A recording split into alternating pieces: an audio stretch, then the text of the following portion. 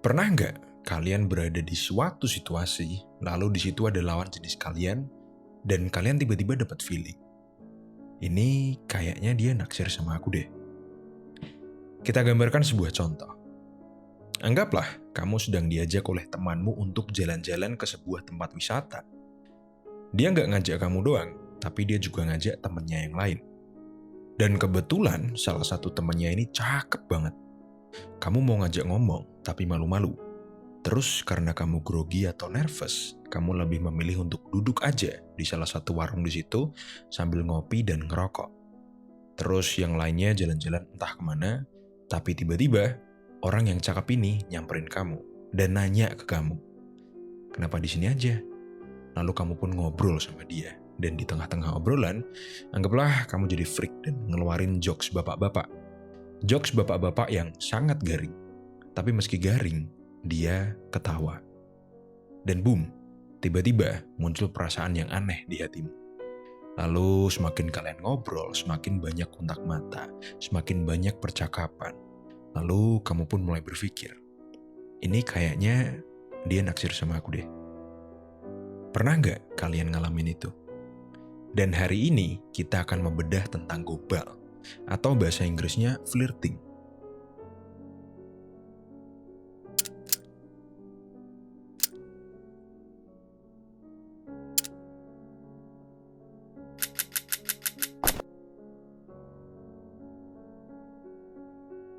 Mungkin di zaman saya dulu, flirting itu berbeda banget dari zaman sekarang yang apa-apa komunikasi lewat chat. Tapi saya akan share, siapa tahu kalian bisa mengembangkan pengalaman saya dalam flirting di zaman dulu, lalu kalian modifikasi supaya cocok untuk zaman sekarang. Oke, langsung aja. Yang pertama, zaman dulu biasanya untuk melakukan pendekatan, saya akan menjadi orang yang sedikit humoris. Contohnya, saya humor dikit sambil gombal. Wih, nasi uduknya enak banget ya, apalagi sambil uduk berdua sama kamu. Cringe ya? Tapi zaman saya dulu, gombalan kayak gini tuh seru, lucu, dan menyenangkan. Dan ketika orang yang saya gombalin itu responnya bagus, berarti kemungkinan besar kita cocok. Dan kalau responnya jelek, berarti kemungkinan besar kita tidak cocok. Tapi jangan menyerah dulu. Biasanya, kesalahan umum orang dalam melakukan flirting itu, dia gombal ke semua orang, alias maksa, dan membuat targetnya itu tidak nyaman. Yang padahal, baiknya kita itu cuma flirting ke orang-orang yang cocok aja sama kita. Dan humor itu penting untuk mengerti apakah dia ini cocok atau tidak sama kita. Karena kalau selera humornya aja udah beda, maka PDKT kalian mungkin tidak akan menyenangkan, yang otomatis membuat PDKT itu semakin sulit. Kedua, bahasa tubuh kalian.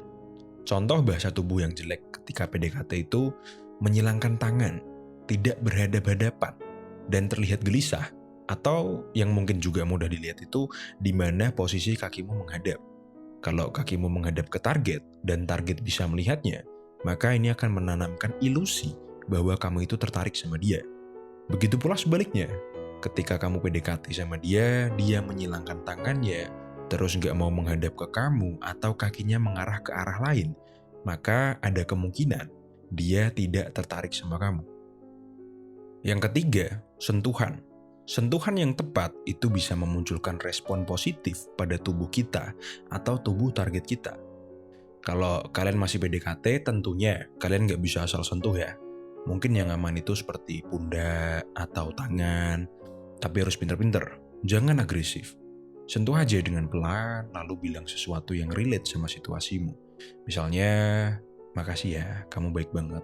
Atau bagian bawah leher di antara wings punggung tuh, kamu bisa tepuk pelan sebelum ngobrol sama targetmu. Sentuhan ini kayak magic. Kalau kamu stuck dalam PDKT, lalu kamu melakukan sentuhan, dan sentuhannya tepat, itu bisa ngeluarin kamu dari friendzone. Tapi tetap hati-hati, mungkin zaman sekarang kamu sentuhan dikit aja bisa dianggap pelecehan seksual. Keempat, itu perhatian. Ketika kamu memberikan perhatian yang pas dan tidak berlebihan, maka itu bisa membuat targetmu nyaman dan semakin suka atau semakin tertarik sama kamu. Contohnya yang simpel-simpel aja. Kalau kamu masuk ruangan, kamu bukain pintu buat dia, Kalau kamu lagi makan bareng, makanannya datang, kamu ambil sendok dan garpu, kamu lap bersih pakai tisu, lalu kasih ke dia, dan sebagainya. Yang simpel-simpel aja, tapi sering dilakukan. Yang kelima, kedekatan. Kalau dia tiba-tiba duduk di sebelahmu, atau waktu ngobrol dia lebih dekat secara fisik dari sebelumnya, maka kemungkinan dia sudah mulai tertarik sama kamu. Dan yang terakhir adalah kontak mata. Kadang ketika 5 hal yang sebelumnya udah positif, tapi kamu ragu antara dia ini naksir sama kamu atau cuman akrab aja, maka jawabannya ada di kontak mata. Kalau emang dia tertarik sama kamu, maka dia akan sering sekali melakukan kontak mata sama kamu. Ya, bisa jadi waktu ngobrol atau curi-curi pandang. Dan ketika ngobrol, kontak matanya ini semakin lama dan semakin intens. Dulu saya belajar tentang semua ini dari salah satu teman saya kuliah. Dia ini nggak ganteng, dia juga nggak kaya. Tapi dia jago banget PDKT. Dan dia PDKT itu cuma buat main-main aja. Kalau nggak cocok, kabur. Kalau cocok, lanjut. Dan dia itu saya bilang win rate-nya di angka 90% dalam PDKT. Bahkan dulu buat minta diajarin aja, saya harus bayar dia pakai 1 selop rokok. Dan setelah diajarin pun sampai sekarang saya masih belum jago dalam PDKT. Cuman saya emang punya sedikit pengalaman yang cukup menarik tentang PDKT. Mungkin lain kali akan saya bahas. Kembali lagi, ini zaman saya dulu ya. Dan tentunya zaman selalu berkembang. Jadi kalian jadikan referensi aja. Dan mungkin bisa kalian kembangkan agar sesuai dengan keadaan sekarang. Oke, sekian dari kuliah kita hari ini. Jangan lupa like, share, dan subscribe.